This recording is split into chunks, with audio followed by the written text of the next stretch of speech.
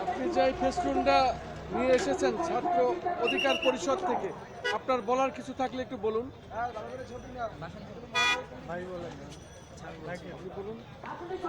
আমরা আজকে এখানে একত্রিত হয়েছি সবাই আমাদের সর্বশ্রেষ্ঠ কালের সর্বশ্রেষ্ঠ রাজনীতিবিদ মাওলানা আব্দুল হামিদ খান ভাসানী, মজলুম জননেতা, যিনি বাংলার মাটি ও মানুষের কথা সব সময় বলে যেতেন। কিন্তু আমরা যুগের বিবর্তনে দেখেছি আমাদের এই রাজনীতিবিদ মাওলানা আব্দুল হামিদ খান ভাসানীকে জাতি ভুলে যাওয়ার দ্বারপ্রান্তে গিয়ে দাঁড়িয়েছে।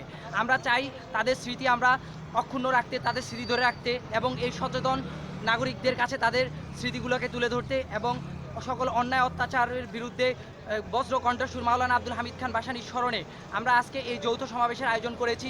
এখানে তার স্মৃতিচারণ করা হবে, সেই সাথে তার যেই লক্ষ্য উদ্দেশ্য ছিল দেশ ও জাতির মানুষকে মুক্ত করার জন্য, সে বিষয়ে আমরা বিভিন্ন প্রস্তাবনা দাবি দাওয়া নিয়ে আমরা আজকে এখানে দাঁড়িয়েছি এবং এখান থেকে আমরা র্যালি শেষ করে কেন্দ্রীয় শহীদ মিনারে গিয়ে আমাদের সমাবেশটি শুরু করব। ধন্যবাদ। তারা নিউজ বিডি টিএনবির পক্ষে আমি খন্দকার মাসুদুজ্জামান, জাতীয় প্রেস ক্লাবের সামনে আজকে আপনারা সমবেত হয়েছেন।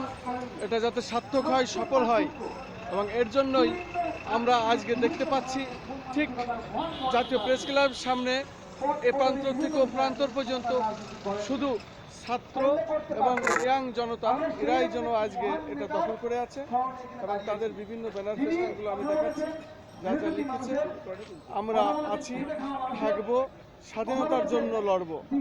বাংলাদেশ ছাত্র অধিকার পরিষদ এই ধরনের ব্যানার ফেস্টুন নিয়ে আজকে এখানে দাঁড়িয়েছে। তারই কিছু ভিডিও ফুটেজ আমি ধারণ করছি।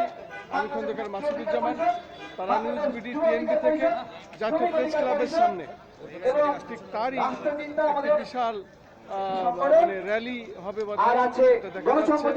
তারা এখানে বিভিন্ন কথা বলছে।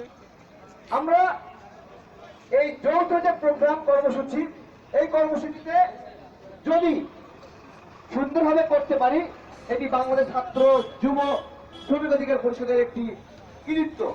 পাশাপাশি আজকের এই প্রোগ্রাম সফল করার জন্য আমাদেরকে মানসিকভাবে বিভিন্নভাবে মিডিয়া বলেন, প্রচারণা, আর্থিকভাবে আমাদের প্রবাসী ভাইরা প্রবাসী অধিকার পরিষদ থেকে সহযোগিতা করেছেন। আমরা তাদের প্রতি কৃতজ্ঞতা জানাই এবং সবাই শেষ পর্যন্ত সর্বোচ্চ সুশৃঙ্খল থাকবো এবং সুন্দরভাবে দাঁড়িয়ে থাকাও একটা আন্দোলনের অংশ। সুন্দরভাবে দাঁড়িয়ে থাকা একটি আন্দোলনের অংশ।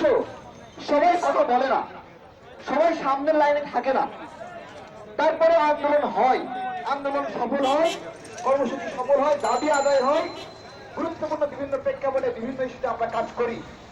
সেই ক্ষেত্রে মেনে নিতে হবে যে কিছু মানুষ আমরা পিছনে থাকবো, আবার কিছু লোক থাকে যারা কখনো সামনে গিয়ে দেখে, কখনো মাঝে গিয়ে দেখে, কখনো পিছনে গিয়ে দেখে পুরো কর্মসূচি কেমন চলছে। তারা হলো শৃঙ্খলা দায়িত্ব থাকে, তাদেরকে সহযোগিতা করতে হবে সার্বিকভাবে। এখানে শৃঙ্খলা কাজ করছে, তারাও তো এরকম কাজ করছে, সুশৃঙ্খলভাবে দাঁড়িয়ে আছেন প্রত্যেকটি ভাই, এটাই কাজ। তারা দাঁড়িয়ে আছেন, তারা এই কাজটি সুন্দরভাবে করে আজকের প্রোগ্রাম বাস্তবায়নে সহযোগিতা করবেন। এবং আমি আবারও এদিকে কিছু ভাই দাঁড়িয়ে আছেন, এখানে যানবাহন চলছে, আমরা সেগুলোকে অসহযোগিতা না করি, ভিতরে ঢুকে যাই।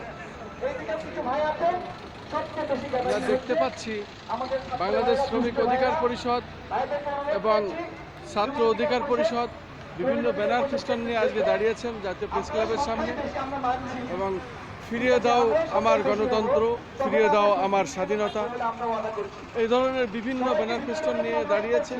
কেউ মাদক ব্যবসায়ী মুক্ত সংসদ চাই, এই ধরনের ব্যানার ফেস্টুন নিয়ে বিভিন্ন রকমভাবে এরা দাঁড়িয়েছে এদের দাবি দেওয়া নিয়ে জাতীয় প্রেস ক্লাবের সামনে।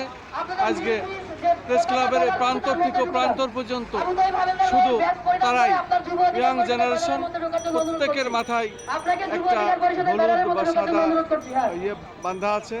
তারা এভাবেই বক্তব্যটা এইভাবে জানান দিচ্ছে, এইভাবে তারা দেখাচ্ছে। আপনারা যুব অধিকার পরিষদ এবং শ্রমিক অধিকার পরিষদের কাছ থেকে শিক্ষা নিয়ে আপনারা সবাই ব্যানারের মধ্যে ঢুকবেন।